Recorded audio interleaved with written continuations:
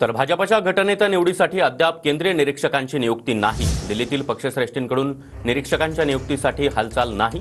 केंद्रीय निरीक्षक नवनिर्वाचित आमदारांची बैठक घेतील आणि त्या बैठकीमध्ये भाजपचा गटनेता निवडला जाईल असं समजतंय। दरम्यान आज भाजपच्या विधिमंडळ पक्षाची बैठक होईल असं देखील सांगितलं जात होतं। मात्र केंद्रीय निरीक्षक राज्यामध्ये कधी येणार या प्रतीक्षेमध्ये भाजपचे सर्वच आमदार आहेत। आणि या संदर्भात अधिक माहिती देण्यासाठी आमचे प्रतिनिधी विनायक डावरुंग आपल्यासोबत आहेत। विनायक, गटनेता निवडीसाठी भाजपमध्ये अद्याप प्रतीक्षा आहे। सागर बरोबर आहे। आपण जर पाहिलं तर शपथविधीची तारीख जी आहे आणि वेळ ठरवण्यात आलेली आहे, परंतु भाजपकडून अजून गटनेता जो आहे तो निवडला गेलेला पाहायला मिळत नाहीये। निरीक्षकांची नेमणूक जी आहे ती दिल्लीच्या वरिष्ठांकडून केली जाईल अशी माहिती मिळत होती, पण ती सुद्धा अजूनही झालेली दिसत नाहीये। त्यामुळे साहजिकच आहे की निरीक्षक कधी नेमणार याची प्रतीक्षा जी आहे ती नव्या आमदारांना असल्याची पाहायला मिळते।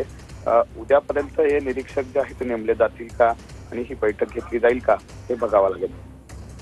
नक्कीच विनायक, धन्यवाद तुम्ही दिलेल्या या माहितीसाठी।